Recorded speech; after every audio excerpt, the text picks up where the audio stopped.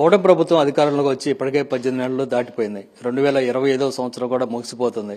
ఈ సందర్భంగా ఈ 1 year లో మహిళలు చిన్నారుల పట్ల రాష్ట్ర ప్రభుత్వం ఏ విధంగా వ్యవహరించింది, వారి మీద నేరాలు అఘాయిత్యాలు జరిగినప్పుడు పోలీసు వ్యవస్థ ఏ విధంగా స్పందించింది అనే అంశాల మీద మనతో మాట్లాడడానికి ఎమ్మెల్సీ వరద కళ్యాణి ఉన్నారు. మేడం, ఈ సంవత్సరం ఇప్పటికే ముగిసిపోతుంది. ఈ సందర్భంగా రాష్ట్రంలో జరుగుతున్నటువంటి మహిళలు చిన్నారుల మీద ఘటనలకు సంబంధించి అసలు రాష్ట్ర ప్రభుత్వం ఏ విధంగా స్పందించిందంటే ఏం చెప్తారు? మహిళల భద్రత, చిన్నారుల భద్రత అనేది పూర్తిగా గాలికి వదిలేశారు. అది మేం చెప్పడం కాదు, కేంద్ర ప్రభుత్వం తాలూకా హోంశాఖ నివేదికలోనే తేటతెల్లమైంది. అమిత్ షా గారి లెటర్లో తెలిసింది.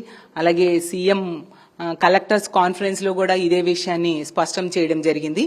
ఎందుకంటే ఈ కూటమి ప్రభుత్వం అధికారంలోకి వచ్చాక ప్రజల రక్షణ అనేది గాలికి వదిలేసి పోలీసులను పూర్తిగా రెడ్ బుక్ రాజ్యాంగం అమలు చేయడానికి, ప్రతిపక్ష పార్టీ నాయకుల మీద, కార్యకర్తల మీద అక్రమ కేసులు పెట్టడానికి, అక్రమంగా వాళ్ళని జైల్లో పెట్టడానికి మాత్రమే పోలీసు వ్యవస్థను ఉపయోగిస్తూ ఉండే పరిస్థితి ఈ రోజు నెలకొని ఉంది. అందువల్లనే మన కేంద్ర హోంశాఖ నివేదికలో మన రాష్ట్రము బిఎన్ఎస్ఎస్ చట్టాల అమలులో పోలీసుల తాలూకా పనితీరులో తీసుకుంటే మన రాష్ట్రం 36వ స్థానానికి దిగజారిపోయింది. అంటే బీహార్ లాంటి రాష్ట్రాలను కూడా అధిగమించేసి వైఫల్యం చెందింది. 36వ స్థానం అంటే కింద నుంచి ఫస్ట్ ర్యాంక్ వచ్చింది. నిజంగా చాలా దారుణం. అలాగే పోలీసుల్ని రెడ్ బుక్ రాజ్యాంగం అమలు కోసం ఉపయోగించడం వలన ఇలాంటి పరిస్థితులు నెలకొని ఉన్నాయి. అలాగే కేంద్ర హోంమంత్రి అయిన అమిత్ షా గారు కూడా లేఖ రాశారు చంద్రబాబు నాయుడు గారికి. ఎమర్జెన్సీ కాల్ సెంటర్ కాల్ చేస్తే 26 నిమిషాలు పడుతుంది స్పందించే టైం, పోలీసులు స్పందించే టైము. అదే దేశవ్యాప్తంగా యావరేజ్ టైం 18 నిమిషాలు ఉంది అనేసి. అంటే నిజంగా ఎంత సిగ్గుచేటో అర్థం చేసుకోవచ్చు. అదే జగనన్న టైంలో తీసుకుంటే కేవలం 3 నుంచి 5 నిమిషాల్లో ఎమర్జెన్సీ కాల్ సెంటర్ కాల్ చేస్తే స్పందించేవారు పోలీసులు. అలాగే 85 అవార్డ్స్ తెచ్చుకుంది జగనన్న ముఖ్యమంత్రిగా ఉన్న టైంలో పోలీస్ శాఖ. మొదటి ర్యాంక్ లో ఉండేది. ఈ రోజు ఎంత దారుణంగా కేంద్ర ప్రభుత్వంతోని, కేంద్ర హోంశాఖ మంత్రితోని ఈ ప్రభుత్వంలో ఉన్న పోలీసులు తిట్లు తినే పరిస్థితి తెచ్చుకున్నారు. అలాగే తీసుకుంటే గంజాయి, డ్రగ్స్, మద్యము విచ్చలవిడిగా ఈ రాష్ట్రంలో దొరుకుతూ ఉండే పరిస్థితి. కూటమి అధికారంలోకి వచ్చాక మద్యం ఏరులై పారుతూ ఉండడమే కాకుండా 90,000కు పైగా బెల్ షాప్స్ మనం చూస్తూ ఉన్నాము. అలాగే తీసుకుంటే డ్రగ్స్ ఎంత దారుణంగా సీఎం నివసిస్తున్న జిల్లాల్లో దొరుకుతున్నాయి, హోంమంత్రి నివసిస్తూ ఉన్న జిల్లాల్లో డ్రగ్స్ విచ్చలవిడిగా దొరుకుతూ ఉండే పరిస్థితి. గంజాయినేమో వీళ్ళు అధికారంలోకి వచ్చాక 100 రోజుల్లో లేకుండా చేస్తామన్నారు.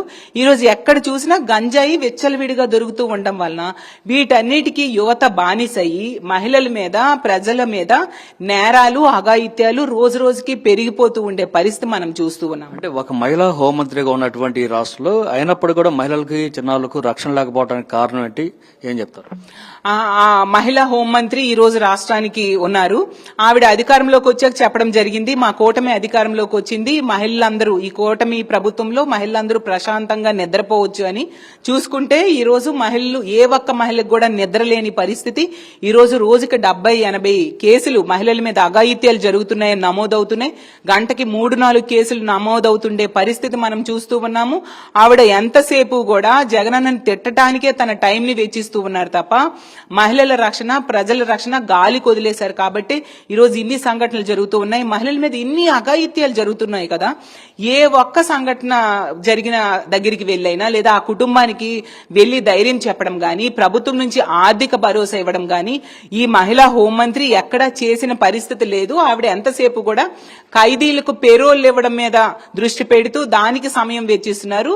మరింతగా మా జగనన్నని తిట్టడానికి ఏ విధంగా తిట్టాలని ఆలోచిస్తూ కాలం వెళ్లబుచ్చుతూ ఉన్నారు తప్ప ప్రజల రక్షణ, మహిళల రక్షణ గాలికి వదిలేసిన పరిస్థితి మనం చూస్తూ ఉన్నాం. అంటే మహిళల మీద ఏదైనా అఘాయిత్యం జరిగితే అదే వాళ్ళకి చివరి రోజు అంటూ గతంలో చంద్రబాబు అనేక మార్లు చెప్పడం జరిగింది.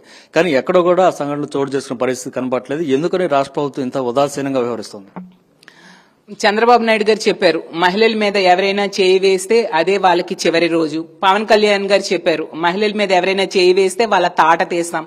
ఇవన్నీ మాటలకే తప్ప చేతల్లో ఎక్కడా కనిపించట్లేదు. ఎందుకు చంద్రబాబు నాయుడు గారు తన మంత్రి వర్గంలో ఒక మంత్రి అయిన సంధ్యారాణి గారు తన పిఏ వేధింపుల వలన అత్యాచారానికి గురయ్యి ఒక మహిళ బహిరంగంగా బయటకు వచ్చి మీడియా ముందుకొచ్చి చెప్పింది. అలాగే పోలీసు ఎస్పీకి కూడా కంప్లైంట్ ఇస్తే తిరిగి ఆమె మీద అక్రమ కేసు పెట్టి జైల్లో పెట్టడం జరిగింది. అంటే వీళ్ళు ఎంత దారుణంగా బాధితుల మీద కేసులు పెట్టి జైల్లో పెడుతున్నారో అర్థం చేసుకోవచ్చు. అలాగే పవన్ కళ్యాణ్ గారు తీసుకుంటే తన నియోజకవర్గంలో కూడా తెలుగుదేశం పార్టీ కార్యకర్తలు ఏ విధంగా మహిళల మీద అఘాయిత్యాలు చేశారు, కనీసం స్పందించలేదు పవన్ కళ్యాణ్ గారు. ఇలా ఇన్ని సంఘటనలు జరుగుతున్నాయి కదా, వీటన్నిటికీ ఎక్కువ కారకులు తెలుగుదేశం పార్టీ నాయకులు, కార్యకర్తలే. ప్రతి సందర్భంలో కూడా వాళ్ళ ఇన్వాల్వ్మెంట్ తోనే ఇలాంటివి జరుగుతూ ఉన్నాయి. రాప్తాడులో తీసుకుంటే 14 ఏళ్ల మైనర్ బాలికను, ఒక దళిత మైనర్ బాలికను 6 నెలలు 14 మంది తెలుగుదేశం పార్టీ కార్యకర్తలు గ్యాంగ్ రేప్ చేయడం జరిగింది. అలాగే తెలుగుదేశం ఎమ్మెల్యే అయిన ఆదిమూలం వేధింపులకు, ఒక మహిళ లైంగిక వేధింపులకు ఆవిడ ఎంతో బాధపడి ఈ రాష్ట్రంలో రక్షణ లేదని పక్క రాష్ట్రంకి వెళ్లి ప్రెస్ మీట్ పెట్టి చెప్పడం జరిగింది. అలాగే జనసేన ఇన్ఛార్జ్ అయిన కిరణ్ రాయల్ వేధింపులకి, లైంగిక వేధింపులకి లక్ష్మి అనే మహిళ ఏ విధంగా ప్రెస్ ముందుకు వచ్చి చెప్పిందో మన అందరం చూసాం. గుంటూరు ఈస్ట్ ఎమ్మెల్యే అయిన నజీర్ వేధింపులకి ఒక మహిళ ఏ విధంగా ఇబ్బందులు పడింది, ఆవిడ ఏ విధంగా చెప్పింది ప్రెస్ ముందుకు వచ్చి మనం చూసాం. ఇన్ని సంఘటనలు జరుగుతున్నాయి. ఎక్కడైనా తప్పు చేసిన వాడికి శిక్షించారా, కనీసం కేసు పెట్టారా అని నేను అడుగుతున్నాను. వీటన్నిటికీ కారణం ఏంటంటే ప్రభుత్వము అలాగే పాలకుల తాలూకా నిర్లక్ష్యం వలన ఈ విధంగా మహిళల మీద అఘాయిత్యాలు రోజు రోజుకి పెరిగిపోతూ ఉన్నాయి. తగ్గట్లేదు సరికదా, తప్పు చేసిన వాడికి భయం లేకుండా పోతుంది. ఈ కూటమి ప్రభుత్వం పాలనలో ఏ తప్పు చేసినా, మహిళల మీద ఎటువంటి అఘాయిత్యాలు చేసినా మాకు శిక్ష ఉండదు. కాబట్టి మేము మరింతగా ఇలాంటి తప్పుడు పనులు చేస్తాం అన్నట్టుగా వాళ్ళు వ్యవహరిస్తూ ఉన్నారు. మొన్న కలెక్టర్స్ కాన్ఫరెన్స్ లో కూడా చంద్రబాబు నాయుడు గారు చెప్పారు, గత ఏడాది కాలంలో తీసుకుంటే 1448 మంది మహిళల మీద రేపులు జరిగాయి, 5000 మంది మహిళలకు వేధింపులకు గురయ్యారు అని చెప్పి అంత దారుణంగా మహిళల భద్రతను వీళ్ళు గాలికి వదిలేశారని తెలియజేస్తున్నారు. అంటే ఇంత దారుణం జరుగుతుంటే పోలీసు వ్యవస్థ ఏం చేస్తుంది, డీజీపీ లాంటి వ్యక్తి ఏం చేస్తున్నారంటే ఏం చెప్తారు? పోలీసుల్ని ఎంతసేపు కూడా వాళ్ళ రెడ్ బుక్ రాజ్యాంగం అమలు మీద దృష్టి పెట్టేట్టుగా చేస్తున్నారు తప్ప వాళ్ళకి స్వేచ్ఛ ఇవ్వట్లేదు.